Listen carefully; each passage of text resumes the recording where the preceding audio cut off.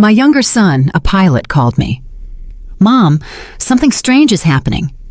"My sister-in-law is at the house." "Yes, she is," I replied. "She's in the shower." His voice dropped to a whisper. "That's impossible. I have her passport in my hands. She just boarded my flight to France." At that very moment, I heard footsteps behind me.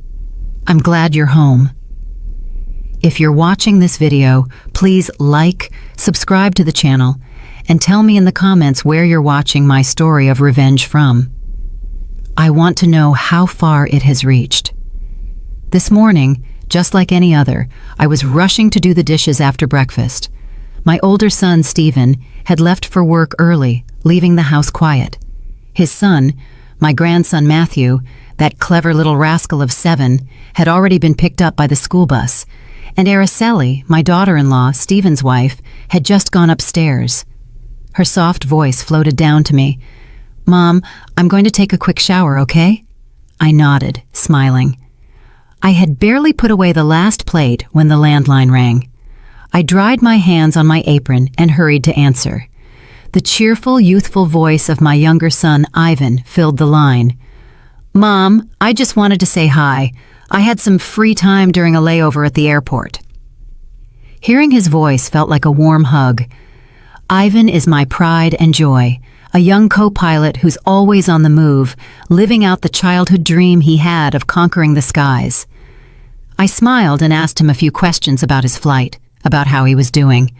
He laughed heartily and said everything was great, that work was going smoothly, but suddenly his tone changed, as if he was hesitant to say something. "Hey, Mom, something really weird happened." "My sister-in-law is at the house?" I was puzzled. I looked toward the stairs, where I could still hear the water running in the bathroom. "Of course she is, honey. Araceli is upstairs taking a shower," I replied, completely certain. Araceli had talked to me less than 10 minutes ago, and she was wearing that white blouse she always wore around the house. How could I be wrong? But on the other end of the line, Ivan was silent for a long while, so long that I could hear his breathing. Then his voice became very serious, full of amazement.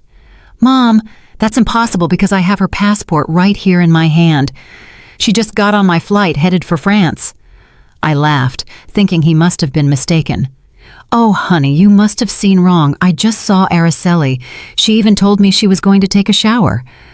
I tried to explain calmly to reassure him, but he didn't laugh.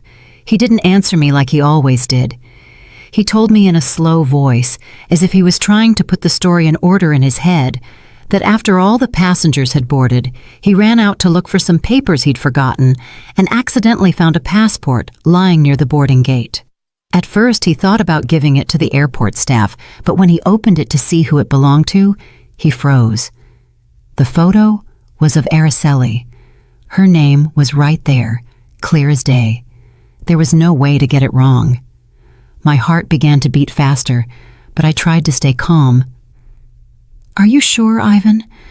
That passport could be someone else's," I said, even though a tiny thorn of uneasiness had already pricked me. Ivan sighed, and his voice was now a mix of bewilderment and firmness. "Mom, I just went down to the passenger cabin to check if it was her. She's sitting in first class next to a man who looks very rich and elegant. They were talking very close, like they were a couple." Ivan's words were like a stab. I stood frozen, gripping the phone receiver. My head was spinning. A couple? Impossible. I had just heard Araceli's voice from upstairs. I had just seen her in the flesh in this very house. But right at that moment, the sound of the water in the bathroom stopped. I heard the bedroom door open, and Araceli's voice came down the stairs. It was soft, but loud enough to make me jump. "Mom, who is it?" I panicked. My heart was pounding so hard I felt it was going to burst out of my chest. "Just a friend of mine," I replied quickly, my voice trembling, and I hurried into the living room to avoid Araceli's gaze as she peeked her head out from the stairs, her hair still soaked. I closed the door and whispered into the phone, trying not to let my nervousness show. "Ivan, I just heard Araceli. She's here. She just finished showering. Are you sure you didn't make a mistake?" On the other side, Ivan fell silent again, And then his voice became harsher. "Mom, it's impossible. I have her right in front of me on this plane. I'm looking at her right now." I was speechless, my mind blank. I hung up the phone, my hands shaking so much that I almost dropped the receiver. The living room suddenly felt suffocating, even though the sun was shining brightly outside. I collapsed onto the couch, trying to take a deep breath, but my chest felt heavy with an unanswered question. If Araceli was here, who was the woman on Ivan's flight? And if the woman on the flight was Araceli, who was the person in my house? A few minutes later, Araceli came down to the kitchen. She was wearing a clean, light blue dress, her hair still damp, and she smiled with the same sweetness as always. "Mom, I'm going to the market early today. Do you want me to get you any vegetables or anything?" Her voice was kind, familiar, as if nothing strange was happening. I looked at her, trying to force a smile, but inside, I felt as if I was carrying stones. "Yes, honey, bring some tomatoes, please," I replied, my throat dry. Araceli nodded. She took her wicker basket and walked out of the house. Her silhouette disappeared behind the gate. I stood there, watching her go with a whirlwind in my soul. I didn't believe Ivan was lying to me. My son had no reason to invent a story like this. He had always been an honest boy, very sensitive and affectionate with his family. But Araceli, the daughter-in-law I had lived with for so many years, was also in front of me, in the flesh. Unmistakable. I asked myself, could there be something I've missed? Is there some secret in this house that I, an old woman, have never noticed? I sat in silence in the living room as the midday sun filtered through the curtains, casting faint stripes of light on the tiled floor. The old armchair where I always sit to knit or read stories to. Matthew also seemed heavier now. Ivan's call kept echoing in my head. Every one of his words was like a hammer blow to my heart. I looked around the room where the family photos hung. Stephen and Araceli on their wedding day, newborn Matthew, and Ivan's radiant smile when he first put on his pilot's uniform. All those memories now seemed covered by a haze, blurry and full of doubt. My name is Stella Brooks, a 65-year-old widow who lives in a quiet, middle-class neighborhood in Phoenix, Arizona. My husband, Raphael, passed away 10 years ago, leaving me with the two sons I love more than my own life. Stephen, the oldest, is a hard-working architect, always immersed in his blueprints and projects. Ivan, the youngest, is my pride for having made his dream of being a pilot come true. My life revolves around Stephen's small family, my daughter-in-law Araceli, and my grandson Matthew, and the peaceful days in this house. Araceli, my daughter-in-law, was always the perfect model in my eyes. She was beautiful, industrious, always impeccable, from the way she dressed to how she cared for Matthew. I still remember the day of their wedding, a big party held in the yard of her parents' house. Even though Araceli's family wasn't wealthy, they put in their utmost effort to make everything perfect. Araceli came into my house with a confident smile and a bright look, as if she had been born to be a wonderful wife and mother. I used to think how lucky I was to have a daughter-in-law like her. After Araceli left for the market, I stayed seated, unconsciously gripping the edge of the tablecloth. Ivan's call made me re-examine small details that had seemed normal before. There were days when Araceli would leave the house saying she was going to the market or to see a friend, but when she returned, she seemed like a different person. One day she was all sweetness, hugging Matthew and singing to him to put him to sleep, but on other days she was in a bad mood and would yell at me just because I forgot to put the salt shaker back in its place. I used to think they were just the mood swings of a young woman, but now I wasn't so sure. My heart was tied in a knot, as if someone was messing with all the memories I had cherished for so long. I remember once, a few months ago, Araceli took a pen to write the grocery list with her right hand. Her handwriting was very straight and neat, but the next day I saw her using her left hand, and she was writing with more scrawls, as if she wasn't used to it. I asked her, "Since when do you write with your other hand, honey?" She laughed and quickly replied, "Oh, just for fun, Mom. I'm practicing."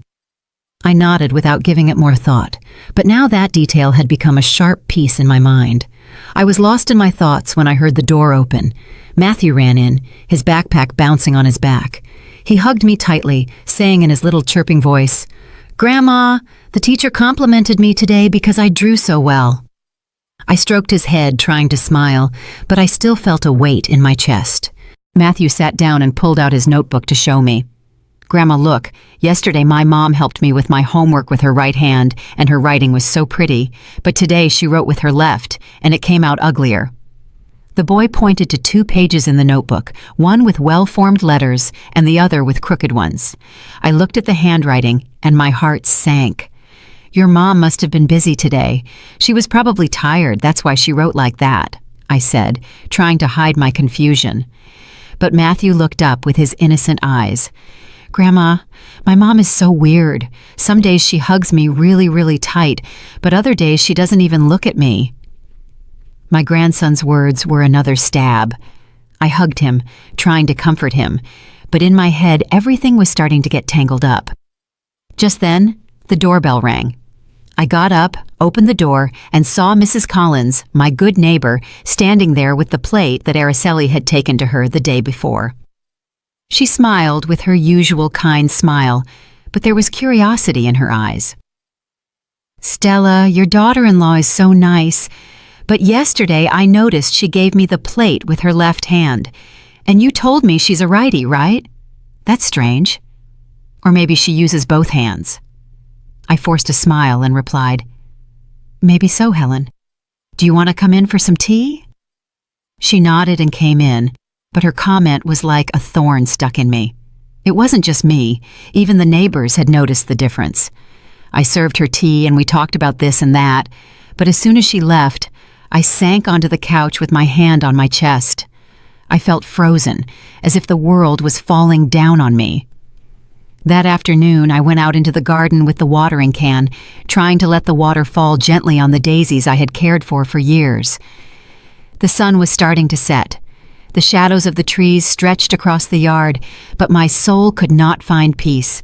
The words of Matthew, of Mrs. Collins, and Ivan's firm voice on the phone kept circling in my head like pebbles thrown into a calm lake, creating ripples that wouldn't stop. I was watering the plants, but my mind wasn't there. I asked myself, am I too old now to notice the strange things happening in my own house? Or have I been turning a blind eye on purpose, wanting to believe in the happy family I always dreamed of? Araceli returned from the market carrying her wicker basket, but what caught my attention was that she was holding it with her left hand. I remembered perfectly that Araceli always used her right hand, from how she held the knife to chop vegetables to how she combed Matthew's hair. I stood there, watching her put the basket on the kitchen table, and I asked her in a low voice, "What did you buy, Araceli?" My voice tried to sound natural, but inside a wave of suspicion was growing. She smiled and replied very politely, "I got some tomatoes, cilantro, and fresh fish, Mom. I'm going to make the roasted fish you like so much tonight. Does that sound good?" Her voice was soft, as always, but I couldn't help but notice her hands. The left one? No, the right one. I nodded and turned away, pretending to clean the table, but my heart was pounding hard. Was I imagining things, or were these small details trying to tell me something? At dinner time, the whole family gathered at the table. Stephen was tired after a long day at work, but he still smiled at Matthew and asked him how school had been. Araceli ate slowly, delicately, and even turned to Stephen to remind him, "Honey, the parent-teacher conference is next week, so be sure to take the day off." I looked at her, trying to find the daughter-in-law I was so proud of, but in my head, Ivan's voice kept echoing, "She's sitting in first class next to a man." I bit my lip, trying to swallow the anguish, but it felt like a stone stuck in my throat. Just 3 days later, everything was different. Matthew dropped a glass of water during dinner, and the water splashed all over the tablecloth. I quickly grabbed a rag to clean it, laughing, "It's okay, honey, just be more careful." But Araceli, sitting across from him, suddenly frowned and said in a sharp voice, "Matthew, why are you so clumsy? Be more careful." I was stunned, looking at Stephen. He also frowned and said in a low voice, "Araceli, it was an accident. That's all." She turned with a spark of anger in her eyes. "You always defend him, and I end up looking like the bad guy in the house." The atmosphere at the table became heavy. Matthew lowered his head, his eyes full of tears. I hugged him, feeling a deep pain. Only a few days ago, Araceli had lovingly reminded him about school, and now she seemed like a completely different person. I sat next to her, watching in silence, trying to put the pieces together in my head. Today she was irritable. The other day she was so sweet. Today she used her left hand. The other day, her right. These small differences, one by one, were piling up in my mind like the pieces of a puzzle I still couldn't see completely. I told myself I had to calm down, but every time I looked at Araceli, I saw a stranger, as if she wasn't the daughter-in-law I had lived with for so many years. A few days later, I took Matthew to school. He held my hand as we walked down the same old cobblestone street. Suddenly, he stopped, looked at me, and said in a sad voice, "Grandma, yesterday my mom taught me how to write, and she was so patient. Her handwriting was so pretty, but today she didn't even want to look at my homework. She told me to do it by myself." I knelt down to look into his clear eyes, and I felt my heart break. "Your mom was busy, honey. Don't be sad," I said, but my voice trembled. Matthew nodded, but his gaze was still full of disappointment. I hugged him, feeling a huge sense of powerlessness. He's only 7.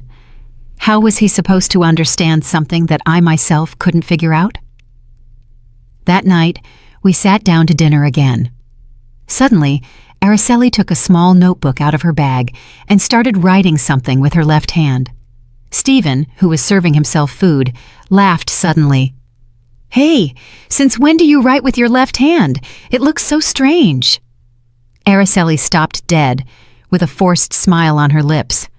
"Oh, just experimenting, honey."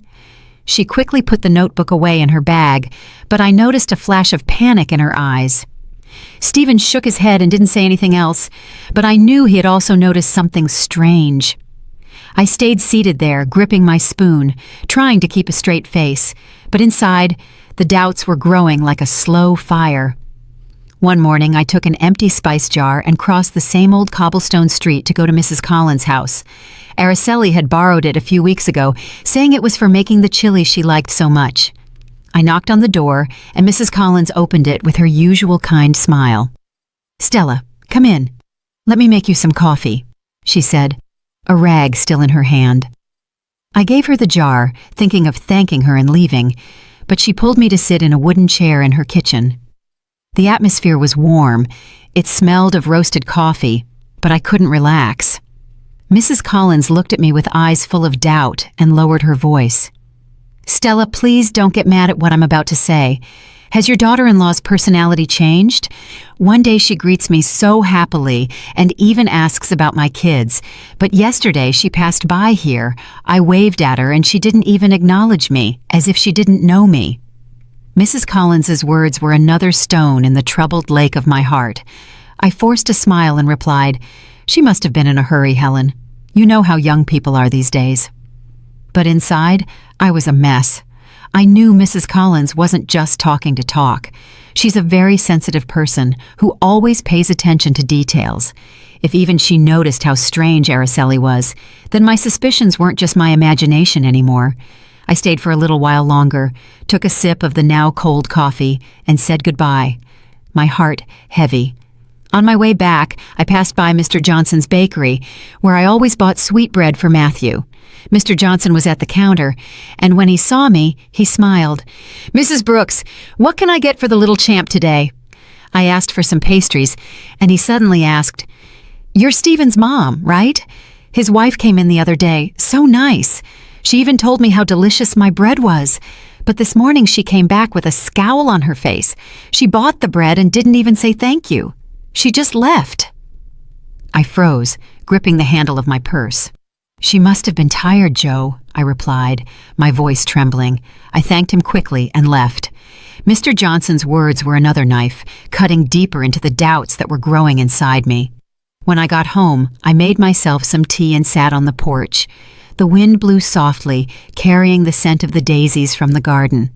I looked toward the street that led to the market, where Araceli always walked. Suddenly, I saw her returning, carrying her shopping bag, but she greeted me in a dry voice. "Good afternoon, Mom." No smile, no happiness like yesterday when she bragged about getting a good deal on the cilantro. I nodded and replied in a low voice, "You're back already?" But inside, I couldn't help but observe her more closely. The blouse she was wearing today was navy blue, different from the white blouse she had on when she left.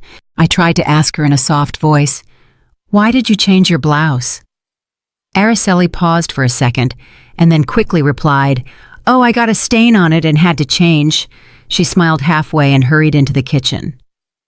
I stayed there with the teacup in my hands, feeling as if a rock was crushing my chest. The words of Mrs. Collins, of Mr. Johnson, and the way Araceli replied to me, everything forced me to stop ignoring things. That night we were all having dinner. Matthew was talking about school with his cheerful little voice, but I noticed that Araceli only nodded without answering him, unlike other times. When Stephen asked, "Are you done eating so your mom can clear the plates?" Matthew suddenly turned to me and said innocently, "Grandma, oh, my mom didn't sing to me to sleep. But yesterday she did sing that song, Cielito Lindo. You always sing to me, and it sounded so beautiful." I looked at Araceli, who was serving herself food without reacting, but Matthew's words were like a needle in my heart. That lullaby, that Cielito Lindo that I used to sing to Stephen and Yvonne, only Araceli and I knew it in this house. So why did she sing it yesterday and not today? Why did she change so quickly? I got up to clear the plates, but my mind was no longer there. I remembered the times Araceli would leave the house saying she was going to see a friend, but would return with a strange look. One day she brought a bouquet of fresh flowers, saying a friend had given them to her, but another day she got angry when I asked her, "Where did you go today that you got home so late?" I used to think these were unimportant things, but now they seemed like the pieces of a much bigger secret. I didn't want to believe that Araceli was hiding something from me, but every word, every gesture of hers made me doubt. That night, after cleaning the kitchen, I sat at the dining room table and took an old notebook out of a drawer. My hand was shaking as I wrote the first line. 3 p.m., Araceli leaves for the market, returns 6 p.m. wearing a blue blouse. Irritable attitude. I didn't know what I was doing, but I knew I couldn't keep pretending that nothing was happening. I kept writing. Yesterday she sang to Matthew to sleep, tender. Today she was cold, didn't sing. Each word was a heavy stroke, as if I was engraving my suspicions into reality. My old notebook was now full of notes about Araceli. Every line was a piece of my doubt, as if I was painting a picture I didn't dare to look at. I sat in the kitchen, looking at the notebook with a heavy heart. I couldn't keep all these thoughts to myself anymore. They were like waves rising and falling, leaving me alone in my confusion. I needed someone to talk to, someone who would understand me, who wouldn't judge me, who wouldn't jump to conclusions. I immediately thought of Carol, my best friend, who has been with me since we were young, when we used to sit and knit under a tree and tell each other our lives. I picked up the phone, my voice trembling. "Carol, are you free this afternoon? Let's go to the coffee shop on the corner. I need to talk." Carol accepted instantly, her voice as warm as ever. "Stella, I knew something was wrong. Wait for me. I'm on my way." I felt a little relief, but the worry was still weighing me down.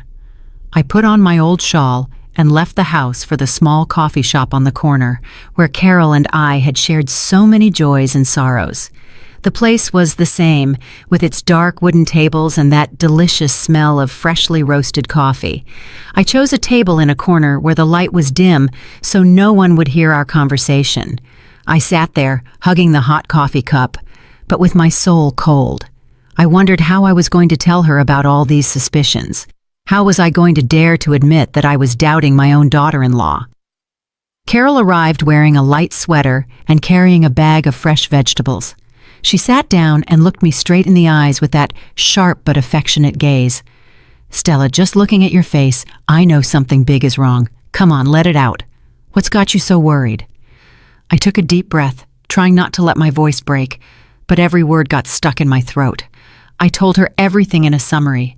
Ivan's call from the airport, Araceli's passport, the woman identical to her on the plane, and all the small details I had written down, from how she changed hands to right to her mood, changing from day to night. I took the notebook out of my bag and handed it to her. Look, I wrote it all down here. I don't know if I'm imagining it, but I can't be a fool anymore. Carol flipped through the pages with a frown. She read my shaky handwriting slowly. You've noticed everything, Stella, she said in a serious voice. Every time she leaves and comes back, it's like she's another person. What do you think it is? I shook my head, gripping the coffee cup. I don't know, Carol. I just know I'm scared. Scared that Araceli is hiding something. Scared that my family will break apart if I dig any deeper. But I can't stop. I have to know the truth. For Stephen. For Matthew. Carol put her cup on the table and looked at me with determination. You can't fool a woman easily, Stella. What does your gut tell you? I'm sure there's something shady going on here. You have to get to the bottom of this.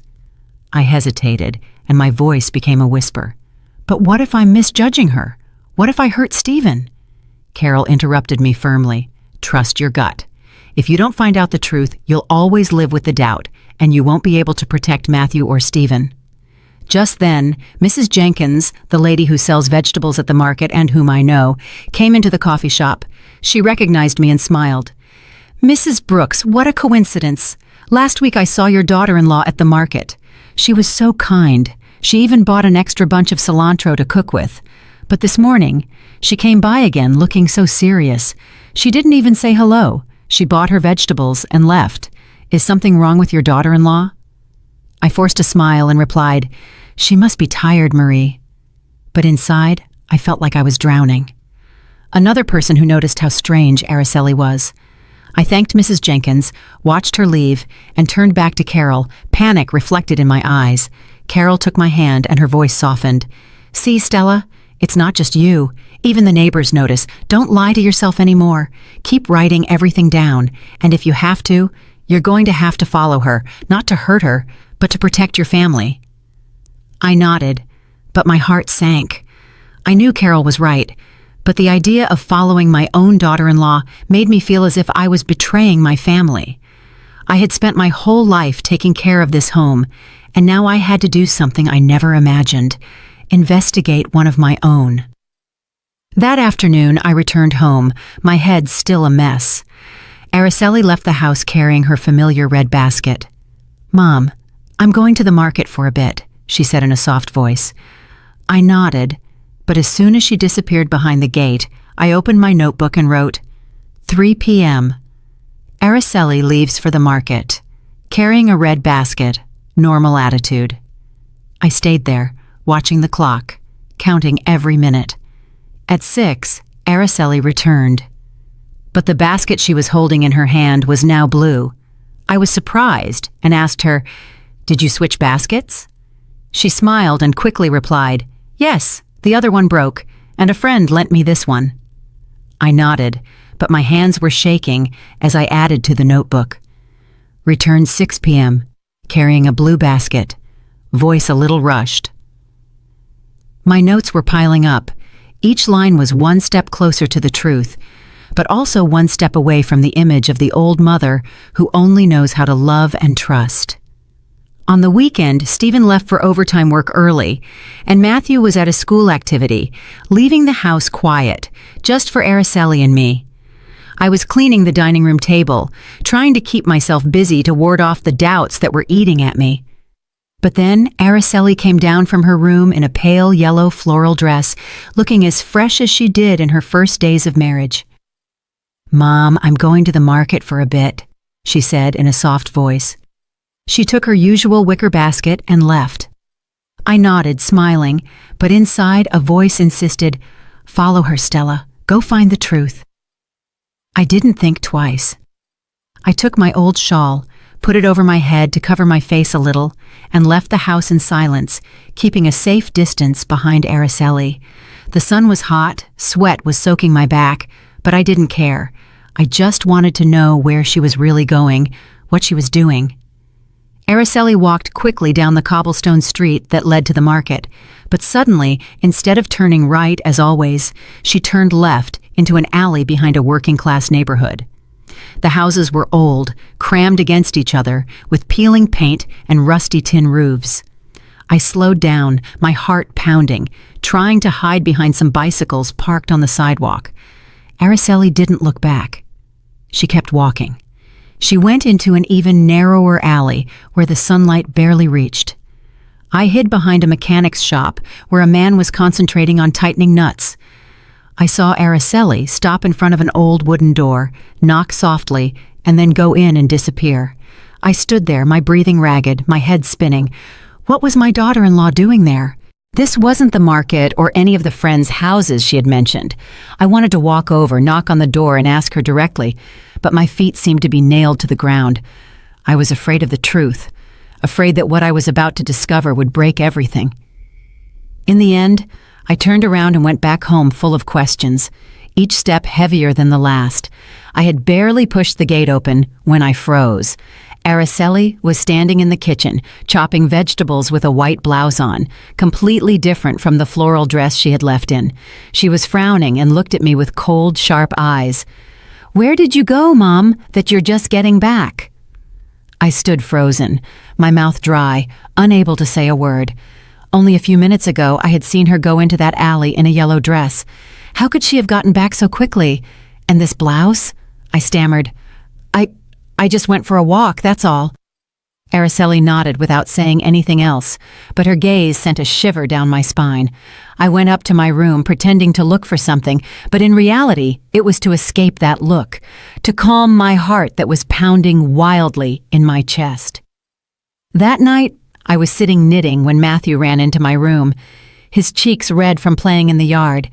He hugged my legs, sobbing.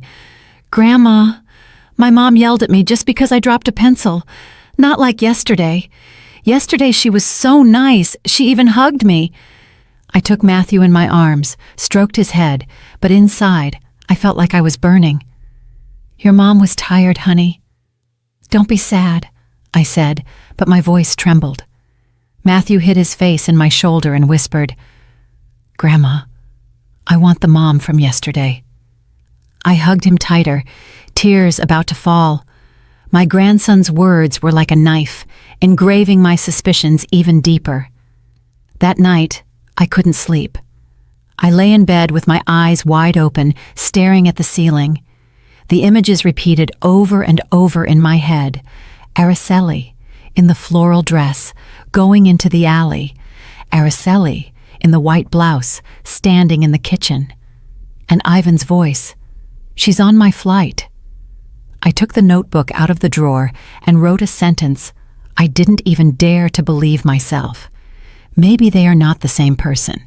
That sentence felt like a curse and made me tremble. The next morning, I decided to go back to that alley. I couldn't bear the doubt anymore. I took the family photo that hangs in the living room, the one where Araceli smiles radiantly next to Stephen and Matthew. I held it tight and left the house, determined but terrified. The alley was the same as yesterday, silent and somber. I stopped next to a corn stand where a middle-aged woman was fanning the charcoal.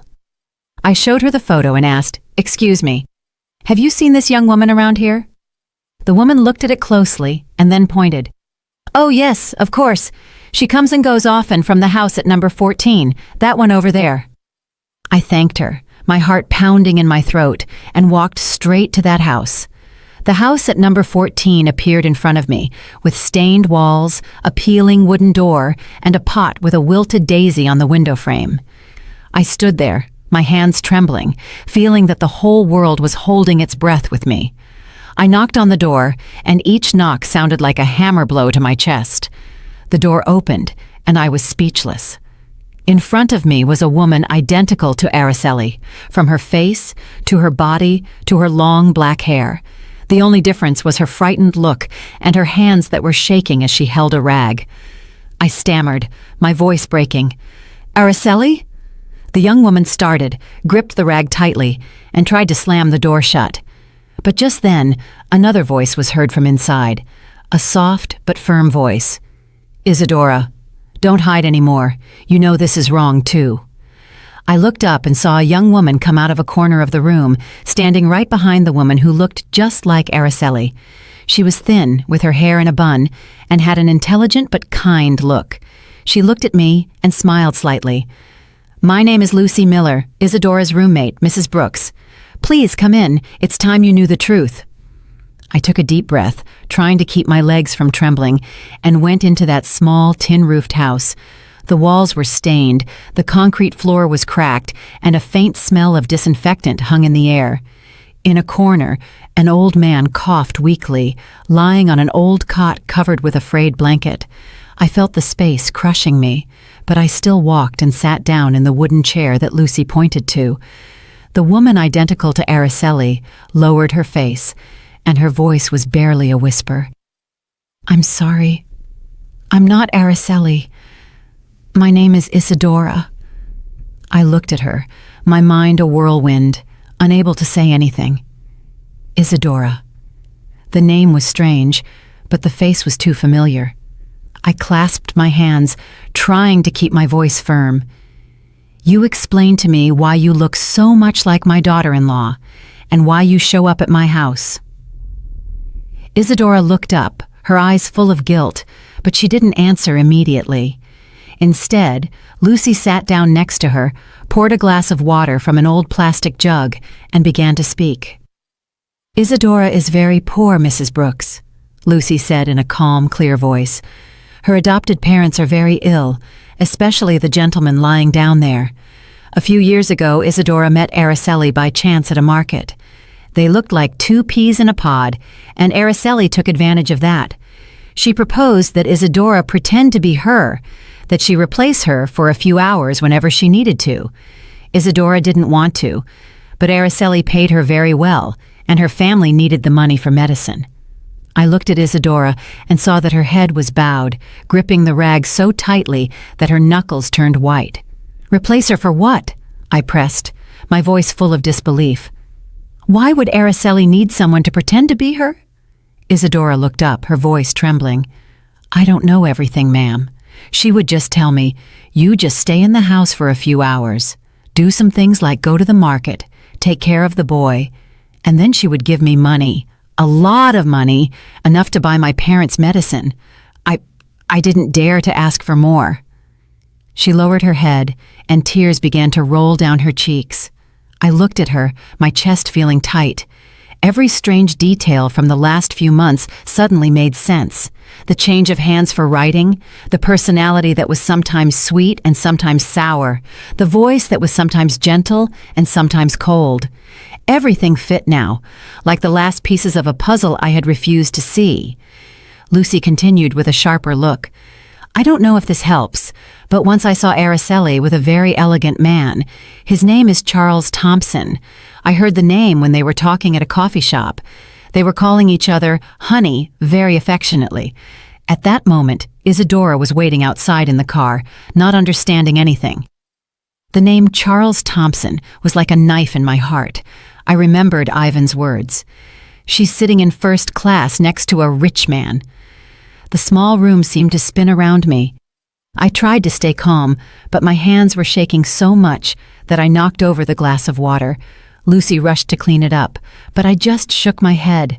My voice choked. Araceli is deceiving my family." Isadora broke down, her voice choked with sobs. "I'm so sorry, ma'am. I didn't want to hurt anyone. I just wanted to save my parents." I looked at this young woman with a face identical to Araceli's, but with a look full of pain and regret. I wanted to get angry. I wanted to scream. But seeing Isadora, I only felt pity. She wasn't the mastermind. She was just a piece in Araceli's game. Everything was falling apart in front of my eyes. I got up, trying to make my voice sound firm. "Isadora, do you know where Araceli is? Do you know what she does when she asks you to pretend to be her?" Isadora shook her head, still crying. "I don't know, ma'am. She would just tell me to do what she asked and that she would pay me. I didn't dare to ask for more." Lucy put a hand on her shoulder to comfort her and then addressed me. "Mrs. Brooks, I know this is very painful for you, but Isadora is also a victim. She didn't have another choice." I looked around the humble house, hearing the weak voice of the man on the cot. I understood Isadora's desperation, but that didn't erase the feeling of betrayal I felt. I clenched my fists, trying to hold back the tears. "I don't blame you, Isadora, but I need to know the truth. I need to protect my son and my grandson." I got up, feeling that the world was collapsing on me. "Thank you, Lucy, for telling me the truth. I'll be back." I left the house, and the bright sun outside blinded me, but my heart was cold. The next morning, I went back to that small alley where the stained walls and the peeling wooden door had become an obsession in my mind. The sun was still hot, but I felt a coldness inside, as if I was carrying a cold wind of unresolved doubts. I knocked on the door of number 14, gripping the family photo as if it were an amulet that would give me the courage to face the truth. This time, Isadora didn't seem so scared. She opened the door with a still shy but calmer look and invited me in. "Mrs. Brooks, I was expecting you. Please, come in." The house was still small, with that smell of disinfectant and the weak cough of the man on the cot. I sat in the old wooden chair and looked at Isadora. She was wearing a simple blouse, her hair in a loose bun. She looked tired, but no longer frightened. I took a deep breath and said in a low voice, "Isadora, I want to meet your adoptive mom. I need to understand all of this better." Isadora nodded and led me to a corner of the room where a very thin woman with completely white hair was lying in bed, her cloudy eyes staring at the ceiling. She was Mrs. Jones, Isadora's adoptive mother. I took her frail hand and introduced myself. "I'm Stella Brooks, Stephen's mom, Araceli's husband." Mrs. Jones looked at me, breathing with difficulty, and said in a weak voice, "Isadora is not my blood daughter. She's a child I adopted when she was a newborn." Her words were like a hammer blow to my head. I froze, my heart beating faster, but I tried to make my voice sound calm. "Please, tell me how it all happened." The lady coughed, and then, slowly, began to tell me a story I wasn't prepared for. "Many years ago, I was a nurse at a hospital in a small town," she began, her voice trembling. "A very poor family had twins. They were so poor they couldn't keep both of them. The mom was crying. She said she could only keep one. The other one they were going to abandon. My heart broke. I couldn't let them abandon that baby. So I adopted her. That's Isadora." She stopped for a long cough and then looked at Isadora with immense love. "I raised her as if she were my own, but I know she has always wanted to find her real parents. I have nothing to give her but my love, and this house." I sat there, gripping the edge of the chair, my head spinning. "Do you know who Isadora's biological parents are?" I asked, my voice trembling. Mrs. Jones shook her head. "I only know they were a poor family from a nearby town. I didn't ask much. I just wanted to save the child." I looked at Isadora and saw her with her face bowed, tears rolling down. "Mrs. Brooks, I don't know anything about my biological parents," she said, her voice choked. "But when I met Araceli, I thought maybe she knew something. She looks so much like me, but she never told me anything about that." I felt a lack of air. I asked Mrs. Jones to let me see her old papers, hoping to find a clue. She pointed to an old wooden dresser. Isadora took out a yellowish paper envelope and gave it to me. Inside, there was a copy of some hospital papers with Isadora's date of birth. I read them quickly and felt my heart stop. Isadora's date of birth was exactly the same as Araceli's, the one I had seen on her papers when she married Stephen. I gripped the documents with trembling hands and looked at Isadora. You and Araceli could be twin sisters," I said, my voice lost. Isadora broke down crying, covering her face. "So Araceli is my sister? Why didn't she tell me anything? Why did she make me do all that?" I looked at her, my heart shattered. I remembered the days when Araceli came to my house, radiant and confident, as if she had been born to be the perfect wife and mother. I had loved her. I had believed she would give Stephen happiness, but now I knew that she had not only deceived my family, but she had also taken advantage of her own sister, using her as a double to hide secrets I didn't even dare to imagine. I stood up, put my hand on Isadora's shoulder, and my voice, though firm, could not hide the pain. Isadora, from today on, I won't let anyone else take advantage of you. I'm going to help your parents with their illness, but in return, you have to cooperate with me. I need to bring this truth to light, for Stephen, for Matthew. Isadora nodded, still crying. I will help you. I don't want to live in this lie anymore. I looked at her and saw sincerity in her eyes, and for the first time I felt a ray of hope in the middle of the storm. I left the house and walked through the alley, my soul in turmoil. I passed by the bustling market where people were shopping and laughing, but in my mind, Mrs. Jones's words echoed like bells. 2 twins, one abandoned, the other raised, and now their destinies had crossed in my own family. I returned home, my soul a mess, like a field after a storm. The truth about Araceli and Isadora, the secret of the twins, was a rock crushing my chest. I was at a crossroads for which I was not prepared, to confront my daughter-in-law, the woman who had deceived us all, and to reveal the truth to Stephen and Matthew. That night I called Ivan. My voice was firm, though my heart was trembling. Ivan, you have to come home tomorrow night. There are some things I need you to clarify. Ivan was surprised. I could hear the worry in his voice. Mom, did something serious happen? I said bluntly, you just come, honey. I need you, and if you can, bring Araceli's electronic passport. He didn't ask any more questions. He just said, yes, Mom, I'll be there. I hung up and sat down, feeling that the whole world was crashing down on me. I knew that tomorrow night would be one that no one in this family would ever forget. The next day, I got up early and prepared a big family dinner. I put a white tablecloth on the table, lit some candles. I cooked the chili that Stephen likes so much and the roasted fish that Matthew always asks for. I wanted this dinner to be special, not to celebrate, but to mark a before and after. I was in the kitchen chopping vegetables, but my mind was somewhere else, between that dark alley and Isadora's words. I told myself I had to be strong for Stephen, for Matthew, but each cut of the knife felt like a cut in my own heart. Stephen got home as it was starting to get dark, tired from work.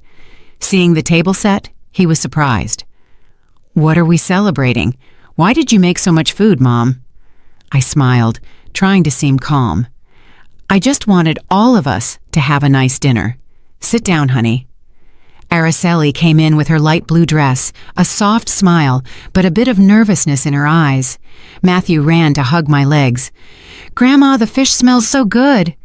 I stroked his head, a lump in my throat. I knew that after this night, Matthew's innocent smile might never be so carefree again. We sat down at the table, and at first the atmosphere was lively. Stephen talked about work. Matthew spoke excitedly about the drawing he had made at school. Araceli nodded, commenting occasionally, but I noticed her hand was shaking a little as she held her spoon. I took a deep breath and signaled to Ivan, who was waiting outside. He came in, and right behind him was Isadora in a simple dress, her face identical to Araceli's, but with a look full of anguish. Everyone at the table fell silent. Matthew looked confused from Araceli to Isadora and asked innocently, "Why are there 2 moms?" Stephen turned pale, dropped his spoon, and Araceli jumped up, shouting, "What is this about, Mom?" I stood up, gripping the edge of the table to keep from shaking. "Sit down, Araceli," I said in a slow but firm voice. "I need us to clear everything up." I started telling the story, and each word tore me up inside. Ivan's call from the airport when he saw her on a flight to France, even though she was still at home, the time she changed hands to write, her personality, sometimes sweet and sometimes sour, and finally, my visit to the alley where I met Isadora and discovered the secret of the twins. You and Isadora are twin sisters, I said, looking her straight in the eyes. You took advantage of your sister to hide the truth. Tell us what the truth is. Araceli was trembling, her face as white as paper. She yelled, trying to defend herself. She's making it all up to humiliate me. How dare you?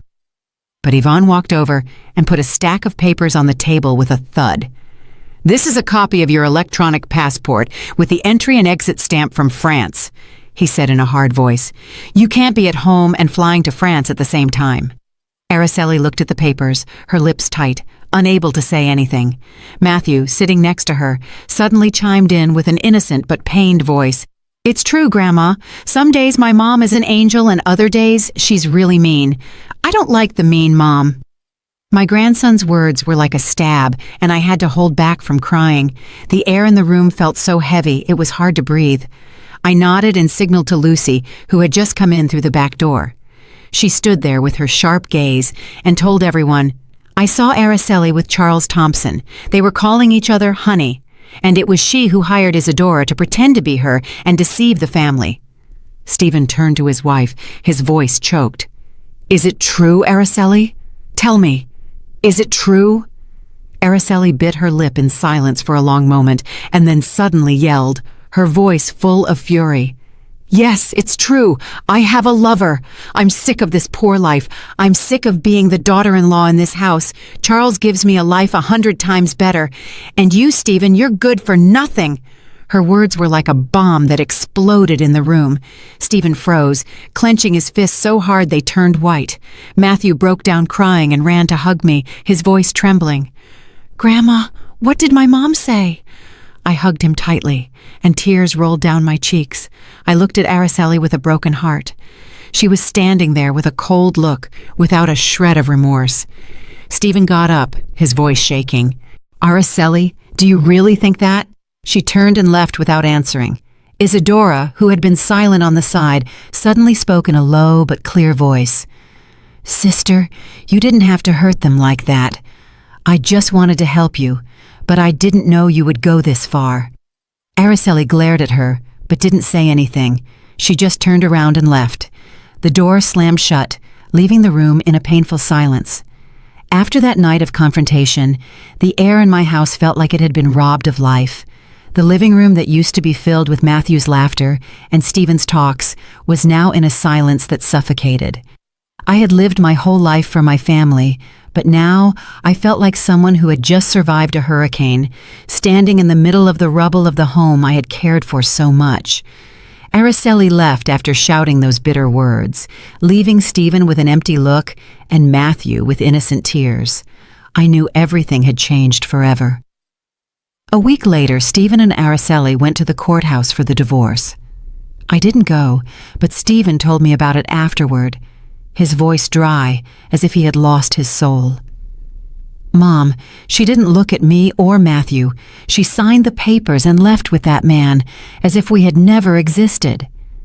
I sat next to him, taking his hand, trying not to cry.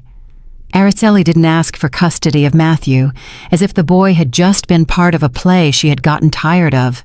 My heart ached, not only for Stephen, but for Matthew, a 7-year-old boy who didn't deserve to be abandoned like that. Don't worry, honey, I said, my voice trembling.